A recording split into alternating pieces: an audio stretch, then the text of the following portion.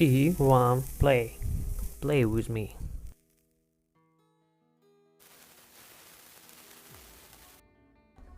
И привет, народ! Вы на канале Иван Плей, и сегодня мы откроем Void Осколки и посмотрим самый простой универсальный анкил, который только может быть. Почти все части сегодняшнего видео я ускорил, чтобы не тратить много нашего времени. И как правило, подпишитесь на канал, поставьте лайк и оставьте комментарий, а мы переходим к открытию.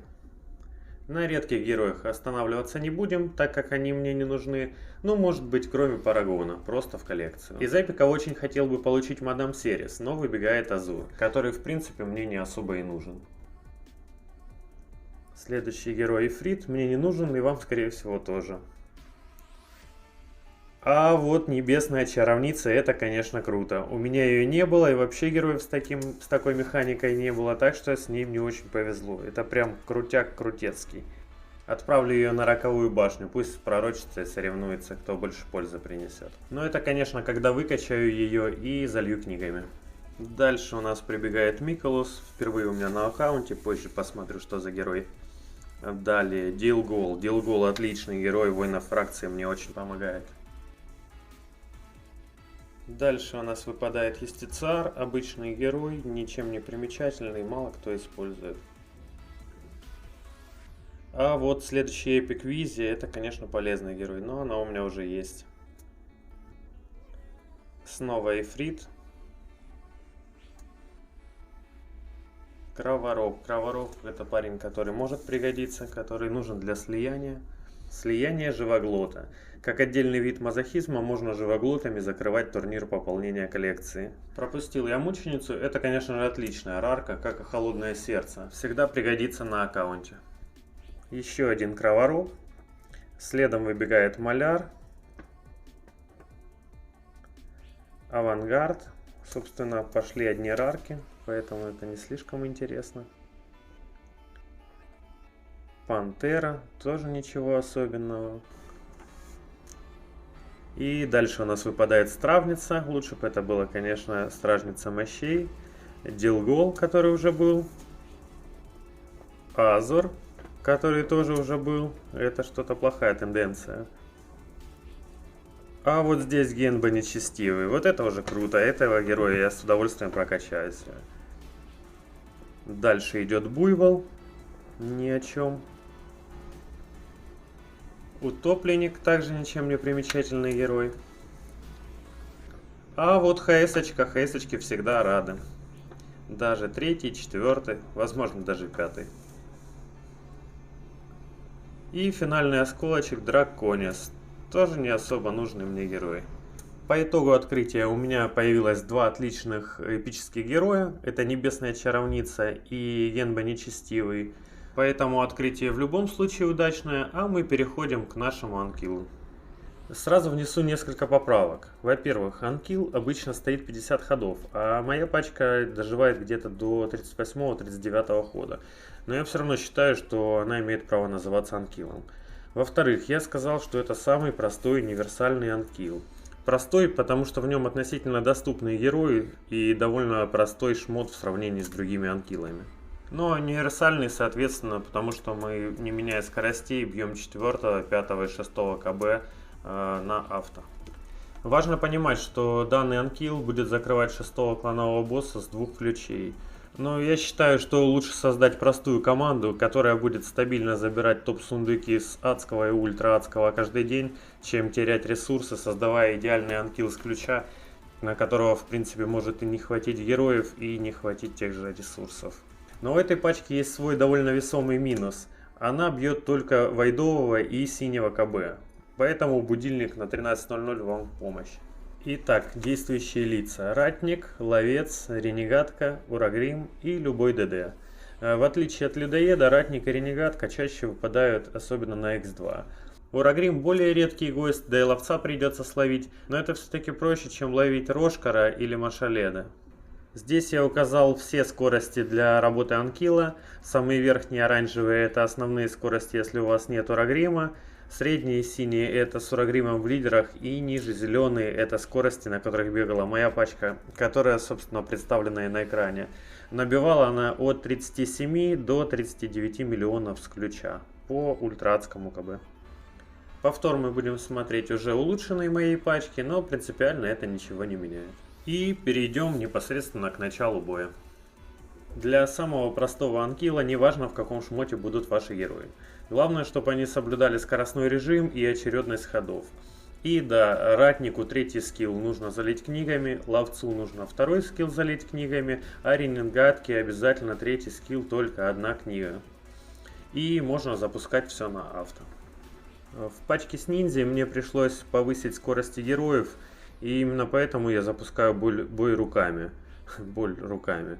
Ловец на втором ходу выбегает из-под блока урона, и если Урагрим не кинет на него реген, то он ловит стан и, собственно, сбивается вся ротация. И еще раз повторю, неважно в каких комплектах снаряжения ваши герои. Надеюсь, правда, вы не будете ратника, ренегатку и ловца одевать в сеты перезарядки навыков и сеты доп. Хода. Урагрим всех отхилит. Думаю, даже после нерфа он сможет в сете доп. Хода показывать хороший результат. Важно только дать ему побольше защиты. Давайте ускорим запись и в конце посмотрим результаты боя. Сравним результаты ниндзя с книгами и без книг, а также посмотрим статы героев из моего анкила. Не забудьте подписаться, поставить лайк и оставить комментарий. Приятного просмотра!